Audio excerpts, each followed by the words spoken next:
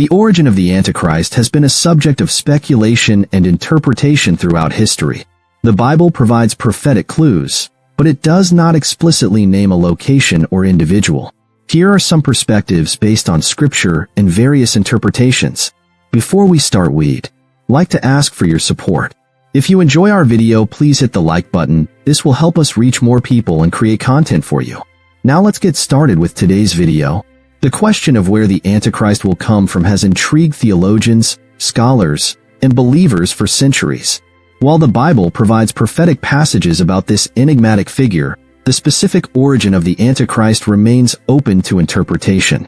In this discussion, we will examine biblical prophecies, traditional interpretations, and modern theories regarding the Antichrist's origins, seeking to understand what scripture and history suggest about this pivotal figure in eschatology. Biblical clues about the Antichrist's origin. The Bible provides several passages that describe the Antichrist, also known as the man of lawlessness, the beast, and the son of perdition. These passages often contain symbolic language, leaving room for various interpretations about his origins. 1. Daniel's prophecies. The book of Daniel contains some of the earliest and most detailed descriptions of the Antichrist's activities and potential origins. In Daniel 7, the prophet describes a vision of 4 beasts representing successive kingdoms.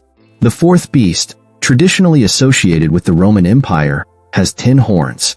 From these horns, a little horn emerges, which many scholars identify as the Antichrist. This horn is described as having eyes and a mouth that speaks arrogantly, and it wages war against the saints. Daniel 9 verses 26 to 27 speaks of a ruler who will make a covenant with many for 1 week, interpreted as 7 years, and then break it, desecrating the temple. This figure is often linked to the Antichrist, and his association with the Roman Empire's destruction of Jerusalem in AD 70 has led some to believe the Antichrist will emerge from a revived Roman Empire. In Daniel 8 verses 8 to 12, a vision of a goat and a great horn is interpreted as relating to the Greek Empire and its divisions. Some scholars connect the Antichrist to the Seleucid Empire, particularly Antiochus IV Epiphanes, who desecrated the Jewish temple. This connection leads to the theory that the Antichrist may arise from the Middle East, or the territories of Alexander the Great's empire. 2. Revelation's symbolism.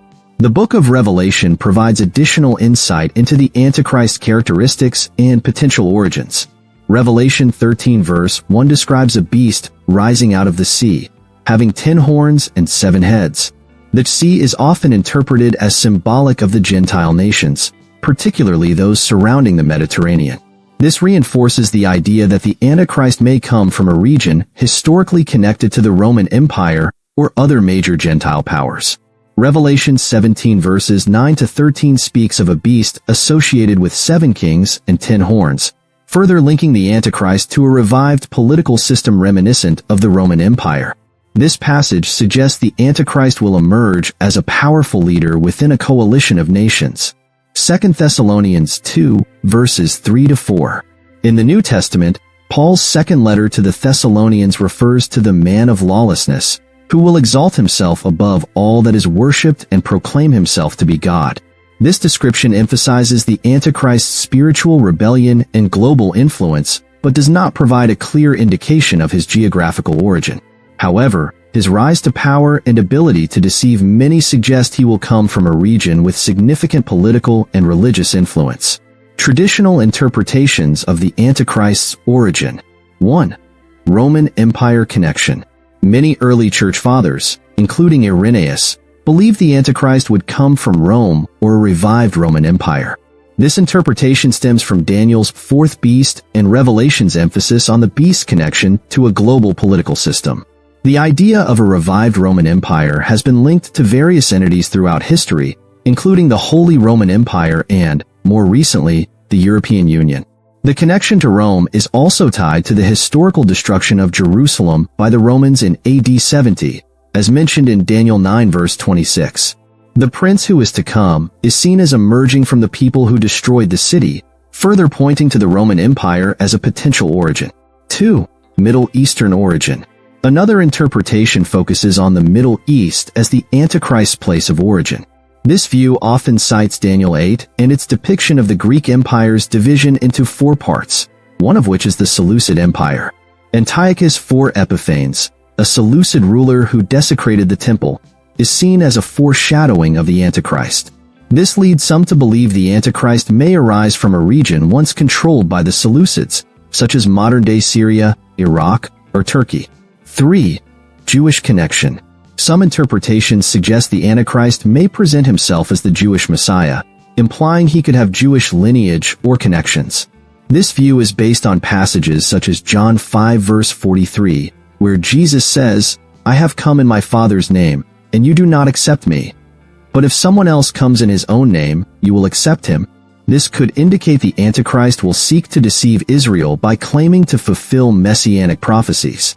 Modern speculations.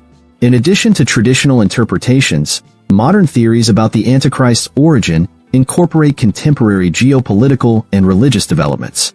1. European Union and revived Roman Empire. The European Union is often viewed as a potential precursor to the revived Roman Empire. With its roots in the territories once controlled by Rome, the EU's political and economic influence makes it a plausible setting for the rise of a charismatic global leader. The 10 horns in Revelation 13 and 17 are sometimes interpreted as 10 nations or regions within such a coalition. 2. Middle Eastern and Islamic connections. Some scholars and theorists propose the Antichrist could emerge from an Islamic background. This view often points to similarities between biblical prophecies about the Antichrist and Islamic eschatological figures such as the Mahdi. For example, both are described as leaders who will establish global rule and demand allegiance. Regions such as Turkey, Syria, or Iraq are frequently cited due to their historical and prophetic significance. 3. Globalism and a new world order. Another theory suggests the Antichrist will arise from a globalist political system, representing a unified world government. Advocates of this view see the Antichrist as a leader who will exploit global crises to consolidate power, aligning with the biblical portrayal of a figure who exercises authority over every tribe, people, language, and nation, Revelation 13 verse 7. 4. Technological and economic factors. Modern interpretations also consider the role of technology and economics in the Antichrist's rise. Revelation 13 verses 16 to 17 describes the mark of the beast, which controls buying and selling. This passage has led some to speculate the Antichrist could emerge from a region or system at the forefront of technological and economic innovation. Please subscribe my YouTube channel. I hope you like this video. Thank you.